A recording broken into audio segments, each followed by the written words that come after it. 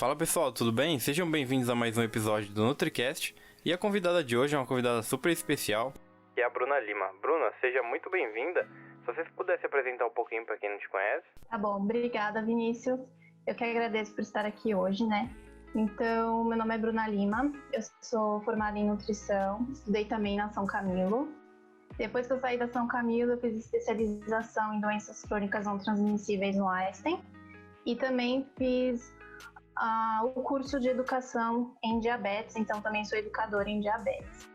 E hoje em dia eu estou trabalhando na ONG ADJ, Diabetes Brasil, e também sou colaboradora em um fórum de doenças crônicas que tem aqui no Brasil. Você poderia falar um pouquinho sobre essa escolha, né, na nutrição?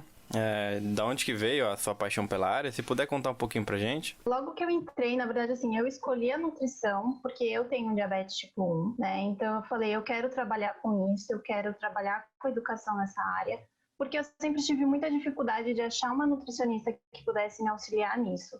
Quando eu fui fazer contagem de carboidrato e tudo mais, era sempre um jogo assim de ping-pong, né? Então era o endócrino me jogando para a Nutri me jogando para o endócrino, e ninguém sabia direito o que devia fazer, como que eu devia aprender. Tanto que eu acabei aprendendo sozinha essa parte. E aí eu ingressei na faculdade e eu falei, não, é com isso que eu quero trabalhar, é com isso que eu quero me especializar. Então, eu entrei na faculdade já sabendo a área de especialização que eu queria. Um tópico que eu queria comentar, né, sobre veganismo com você. Primeiro eu queria que você contasse um pouquinho pra gente como que o veganismo, né, entrou na sua vida e como que ele também te auxiliou até na questão da diabetes, né? O veganismo ele ainda é bem recente na minha vida, na verdade, né? Fazem aí 2 anos que eu sou vegana, então é bem recente. Mas foi todo um processo, né? No finalzinho da faculdade, eu comecei a ter um pouquinho mais de contato com o vegetarianismo, por curiosidade mesmo. Então eu comecei a ir atrás, eu nunca fui muito fã de carne e eu sempre gostei muito de animais. E aí chegou um determinado momento assim que eu olhei, né, porque aqui em casa eu tenho um gato e tenho 7 cachorros. Então eu olhei para eles e falei, nossa, que não faz sentido, né? Eu comer carne e gostar tanto dos animais, cuidar deles, enfim. E aí eu comecei a procurar vários documentários sobre o assunto, assistir, e aí foi quando me tocou aqui dentro, eu falei, não, eu quero parar. E aí eu parei de comer a carne. Um tempinho depois eu me engajei mais e aí eu entrei pro veganismo mesmo e parei de usar produtos de origem animal. Algumas coisas aqui em casa, por exemplo, eu ainda tenho uma jaqueta de couro, mas é porque eu tenho essa jaqueta há muito tempo, então ela ainda tá aqui, mas hoje em dia eu não compro mais nada, né, que tenha origem animal e tudo mais. E aí, pensando no diabetes, eu vi uma diferença na minha glicemia, né? Então, a glicemia começou a ficar mais baixa, eu comecei a usar menos insulina basal, a contagem de carboidratos deu uma diferença também. Então, eu comecei a ver isso na minha saúde. Então, foi quando eu decidi realmente manter, porque estava fazendo sentido, tanto pelo lado da saúde quanto pelo lado da causa, né? Então, eu mantenho até hoje e tô muito bem. Poderia falar um pouquinho, né, para quem está se formando agora, ou para já profissionais formados, que estão querendo ingressar também nessa parte de diabetes, que gostam dessa área. Se você poderia falar, né, passar algumas dicas para quem está querendo ingressar nessa área. Eu acho que a minha primeira dica é ter muita empatia por quem você está atendendo. Normalmente o diabetes, ele não é uma doença, né? Aliás, a pessoa que está ali, ela não é a condição dela. Então, você tem que ver todo o histórico daquela pessoa. O diagnóstico de diabetes normalmente não é nada fácil, principalmente quando a gente está falando de diabetes tipo 1, que envolve, assim, normalmente criança, adolescente, vai envolver muito a família, vai envolver muitos pais. Então, pensar nos hábitos alimentares que essa pessoa já tinha antes, pensar que ela está ali procurando uma ajuda, ela está procurando uma luz, né? Então, se você falar para ela, olha, você não pode mais comer nada disso, você não pode fazer isso, é muito complicado. Dificilmente essa pessoa vai voltar, dificilmente essa pessoa vai ver com bons olhos, tanto o profissional da nutrição, quanto o profissional médico, enfim. Então, assim, a palavra-chave para atender alguém que tem diabetes é pensar na empatia, é se colocar no lugar, né? Acho que ninguém quer alguém apontando o dedo na cara e falando, olha, tá errado isso que você tá fazendo. Então, é realmente acolher a pessoa, falar, não, vamos aprender junto, né? O que a gente pode melhorar da alimentação, o que já estava certo, né? Lembrando que o diabetes não tem a ver com hábitos alimentares errados. Então, é pensar nesse todo conjunto. E Bruno, eu acho que pra gente começar a introduzir um pouquinho de diabetes, né, na nossa conversa, para quem acabe não conhecendo, né, você poderia explicar o que é diabetes e as principais diferenças entre diabetes tipo 1 e a tipo 2? Uhum. Então, o diabetes, na verdade, ele é uma condição crônica, né, que acontece quando a pessoa ou para de produzir insulina, né, que é produzida no pâncreas, ou a pessoa tem uma resistência à ação da insulina. Nesses casos, a gente tem o diabetes tipo 1, que normalmente acontece na infância, adolescência ou até no jovem adulto, e é quando o pâncreas, por algum motivo, não produz mais a insulina, né? Então, é uma doença autoimune. Por isso que a gente fala que não tem relação com hábitos alimentares, porque muita gente come, né, de forma saudável, faz atividade física e de repente tem o diagnóstico do diabetes tipo 1. Então, ele não tem nada a ver com hábitos de vida. Aí a gente tem o diabetes tipo 2, que acontece, né, então, quando a pessoa produz a insulina, mas essa insulina não é usada de forma muito adequada no organismo. Então, a ação da insulina não consegue ser feita de forma adequada.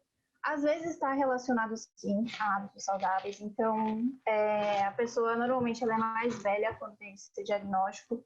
Tem relação com sobrepeso, tem relação com hipertensão, relação com hábitos de vida, né? Então, se a pessoa é sedentária, se a pessoa não se alimenta de forma tão adequada. Mas também pode ser que não tenha a ver, né? Então, a gente já está vendo aí os dois casos. Uma coisa interessante que hoje em dia a gente está vendo são crianças desenvolvendo diabetes tipo 2 por questões de hábitos alimentares, né? Então, como a gente vem vendo um grande crescimento de produtos industrializados na alimentação dessas crianças, a gente está vendo também que está aparecendo o diabetes tipo 2 na infância. E aí a gente pode falar também que tem o diabetes gestacional, né? Porque devido à gestação, algumas mulheres acabam desenvolvendo essa resistência à ação da insulina. E aí também a gente já conhece alguns outros tipos, que são os tipos MODY e o tipo LADA, que estão relacionados à genética. E não tem muita coisa ainda escrita sobre eles, né? Não tem muito artigo, mas a gente sabe que eles existem. E Bruno, eu queria que você falasse um pouquinho, né, sobre o jovem líder em diabetes. Se você puder passar um pouquinho, né, da sua experiência. O Jovem Líder em Diabetes foi assim um momento que mudou muito a minha vida, na verdade, porque apesar de eu querer trabalhar com diabetes, era muito engraçado, eu tinha uma certa resistência em querer frequentar, então, ONGs, grupos de pessoas com diabetes, porque eu acreditava que, né, podia ser meio chato, podia ser meio para baixo e tudo mais. E aí, na faculdade, eu fui fazer justamente o estágio na ADJ, pela faculdade. E aí um dia eu vi lá um quadro, né? Tava eles anunciando que ia ter o treinamento para jovem líder em diabetes. Daí eu olhei e falei, vamos escrever e ver como que é, né? Me inscrevi, passei lá no processo seletivo deles e aí eu comecei a fazer o treinamento.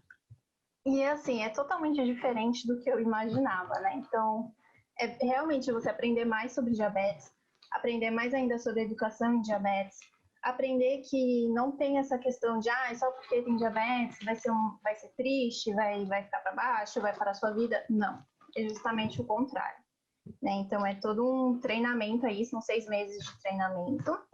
A gente aprende, por exemplo, numa situação em que a pessoa tem uma hipoglicemia muito severa, como que eu devo socorrer essa pessoa, né?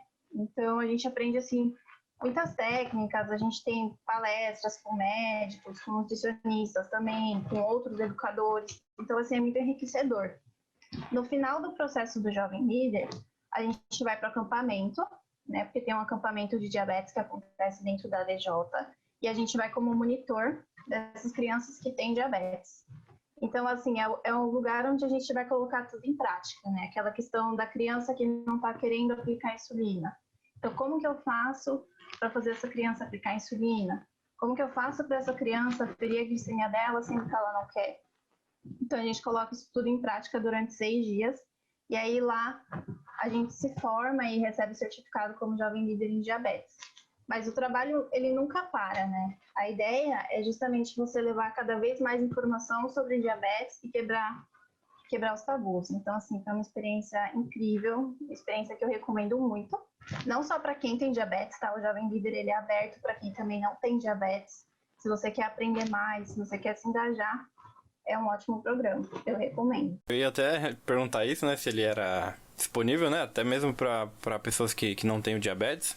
E é muito legal, né, eu gosto bastante desse tema, né, porque minha avó tem diabetes, então tô sempre me inteirando sobre o assunto e eu achei bem legal, né, que você comentou que não necessariamente você precisa ter diabetes, né.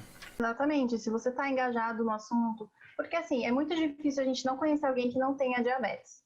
O diabetes tipo 1, ele é um pouquinho mais difícil, mas diabetes tipo 2 é mais comum. Normalmente a gente sempre escuta, né? Ah, minha avó tem, minha tia tem e tudo mais. Então a gente convive com isso, mas a gente não conhece. A gente não sabe realmente o que é o diabetes, né? E quando você se engaja no assunto, quando você começa a estudar, conhecer e ajudar outras pessoas, é muito enriquecedor. Assim, para mim foi uma experiência muito boa, tanto pessoal quanto profissional. E conheço jovens líderes que não têm diabetes, mas que de repente têm uma irmã com diabetes e estão lá fazendo um trabalho muito incrível.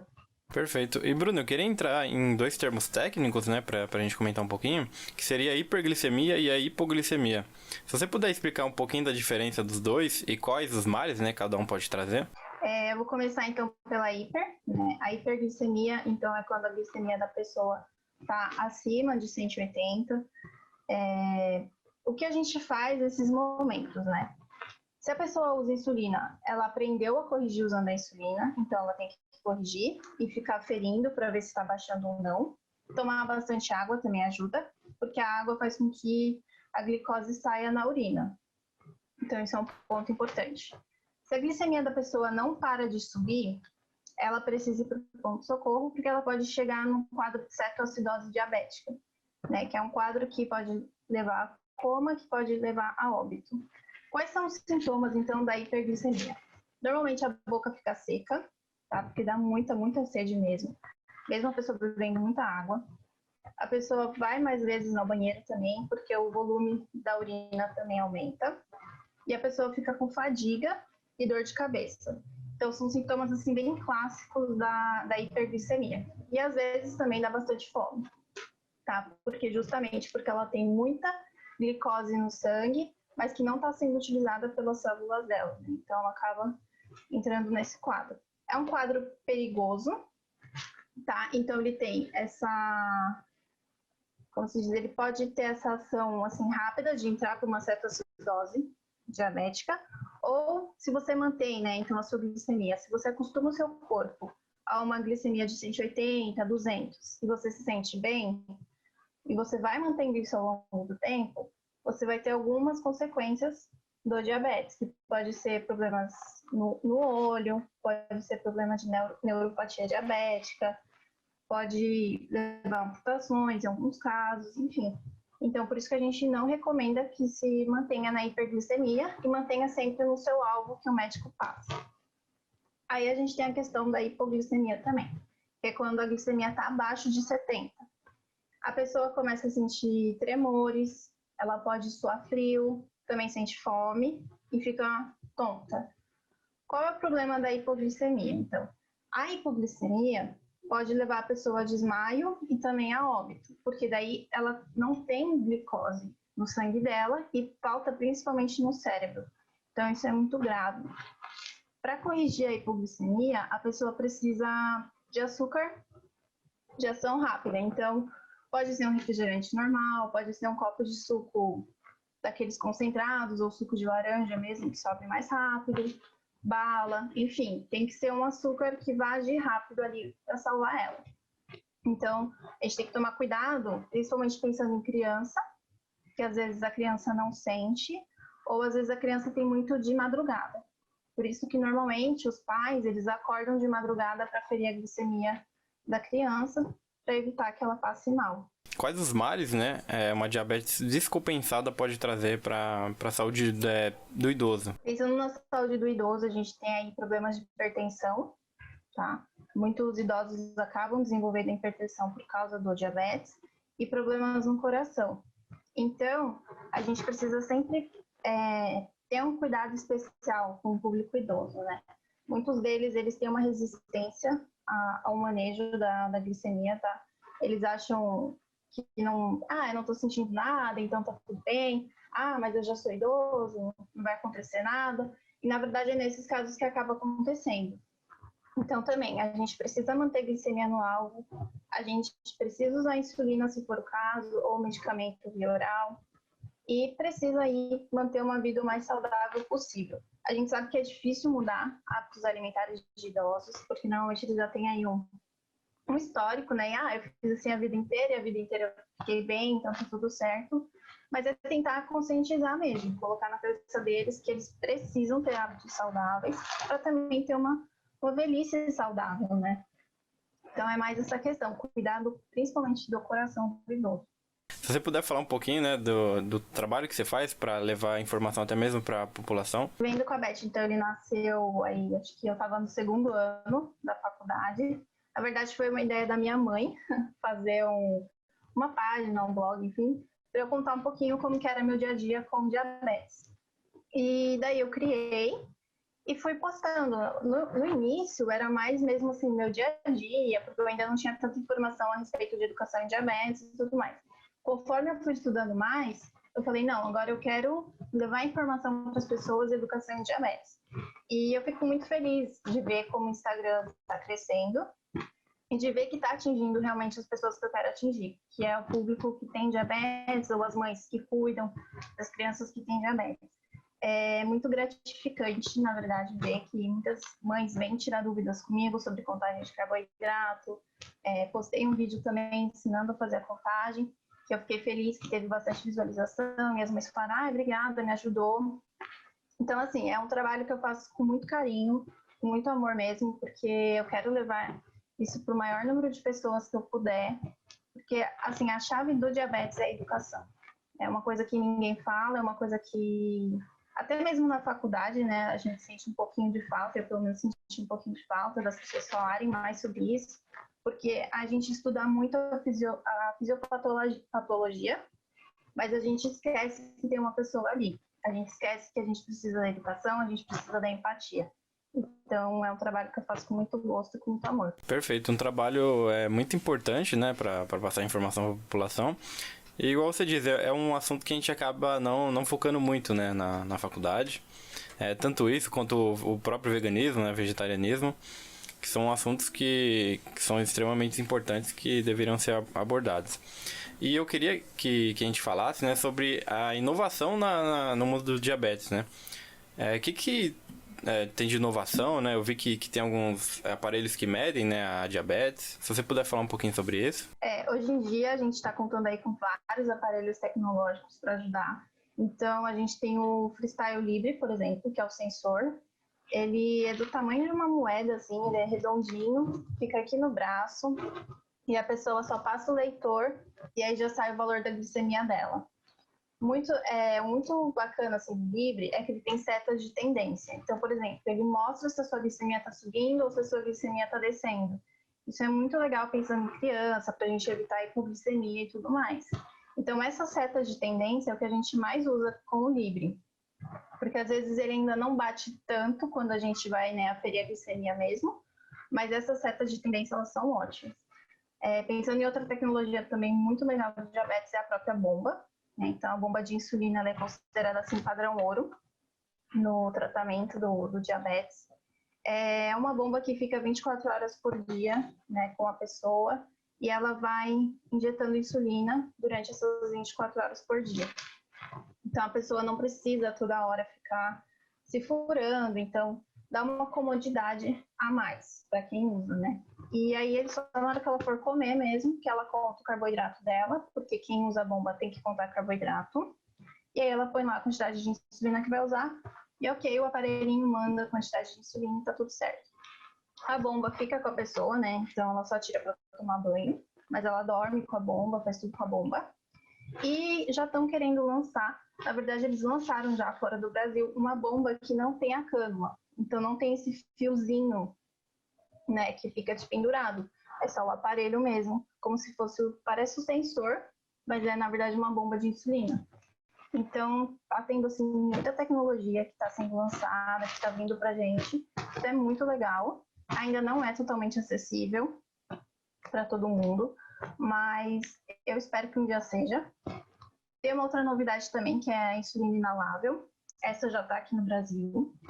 A insulina inalável, ela pode ser usada por criança, adulto, enfim, mas ela não pode ser usada por quem tem problemas respiratórios. Então, se a pessoa tiver asma, por exemplo, ela não pode usar. Mas é também uma tecnologia muito boa, que a pessoa não precisa aplicar insulina, porém, ela vem com doses fixas. Então, se eu faço contagem de carboidrato e eu preciso aplicar 2,5 unidades, eu não consigo pela insulina inalável, porque ela tem a dose fechada. Então, ela é boa, mas também tem seus contras, como tudo, né, que a gente vê por aí. E também tem a questão do valor, que aqui no Brasil ela veio bem cara, então ainda não é todo mundo que tem acesso. Mas tem muita tecnologia, tem muita coisa boa, assim. Perfeito. E são avanços, né, tecnológicos para promover o melhor benefício, né? Mas como você disse, infelizmente a questão de valor não acaba não sendo muito condizente, né? Mas possivelmente mais futuro deve chegar com mais fácil acesso, né? Um pouquinho sobre a importância do nutricionista no atendimento de uma pessoa diabética. Quando a gente pensa, então, numa pessoa que tem diabetes, alguns não têm hábitos alimentares saudáveis, outros têm, mas principalmente os que não têm, que chegam para a gente, o nosso principal papel é ensinar para eles como o alimento interage com a glicemia dessa pessoa. E também, claro, a contagem de carboidratos. Mas pensando assim em algumas estratégias nutricionais, por exemplo, essa semana eu atendi uma pessoa que mora em Sergipe, né, foi um atendimento online, e a mãe me falou que a filha gosta muito de comer tapioca, gosta de comer cuscuz. São alimentos que têm bastante carboidrato e normalmente a glicemia sobe muito. Então a gente tem que pensar em estratégias para que a pessoa não deixe de comer, mas que também a glicemia dela não fique, né, muito alta. Então, normalmente com tapioca, o que eu faço? Eu coloco alguma fonte de proteína ou de gordura, porque daí dá uma segurada na quantidade de carboidrato e aí deixa a curva glicêmica mais retinha. Então, é pensar principalmente nessas estratégias nutricionais, para que as pessoas possam comer de tudo, mas que não fiquem com a glicemia muito alta. E pensando na contagem de carboidrato, é flexibilizar o que a pessoa está comendo. Muitas pessoas chegam com aquele cardápio fixo, fechado, né? Eu aplico 2 unidades de insulina rápida, então eu só posso comer determinado X de carboidrato. Quando ela aprende a fazer a contagem, ela pode comer a quantidade de carboidrato que ela quiser, entre aspas, né? Porque também a gente não vai exagerar em nada, mas ela tem uma liberdade, né? Se ela for numa festa, ela quer comer um bolo, ela quer comer um brigadeiro, ela vai poder comer, porque ela vai contar aquilo. Então, acho que o nosso papel é principalmente esse, mostrar para ela que ela tem uma flexibilização, que ela vai poder comer de tudo e que vai ter uma vida saudável. Se existe algum número ideal, vamos dizer assim, né? Pelo menos um valor que considere de risco e tanto para hiper, né, glicemia quanto para hipoglicemia. Para hipoglicemia, então, a gente pede para a pessoa, quando está abaixo de 70, a pessoa já corrige com 15 gramas de carboidrato. Se tiver de 50 para baixo, dela já tem que corrigir com 30 gramas de carboidrato, né? Porque são valores assim mais perigosos. A gente não pode deixar baixar muito, senão a pessoa pode vir a desmaiar. Quando a gente fala na hiper, a partir assim, por exemplo, se a pessoa está em jejum, né? Então a glicemia dela não pode estar acima de 150, porque daí já é considerado uma hiper. Mas se ela acabou de comer, a glicemia dela pode chegar até 150, 160, é normal. Então isso também varia. Varia muito de pessoa para pessoa também. Varia se a pessoa é idosa, se a pessoa é criança, se a pessoa é gestante. Então a gente tem que sempre pensar no atendimento mais individualizado, tá? Quando a gente pensa em valores de hipo, de hiper. Mas assim, a hipo é regra oficial que abaixo de 70 já corrige, já toma providências, tá? Eu queria falar um pouquinho sobre pesquisas, né, de artigos, enfim.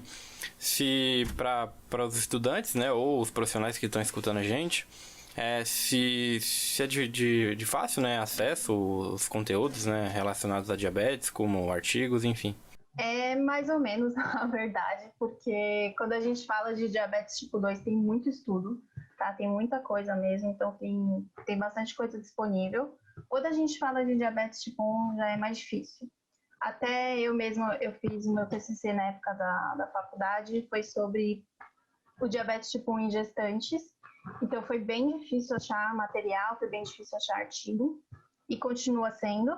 Acho que não é uma área que ainda tem muita pesquisa, então até convido vários estudantes, vários profissionais que quiserem começar grupos de estudo, porque a gente precisa disso, a gente precisa estudar mais.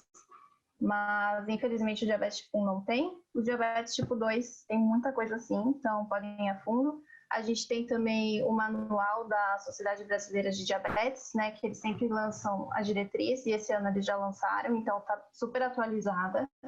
Se quiserem conhecer um pouquinho mais sobre diabetes, também convido a lerem, porque eles sempre trazem o que tem de mais novo pra gente sobre diabetes.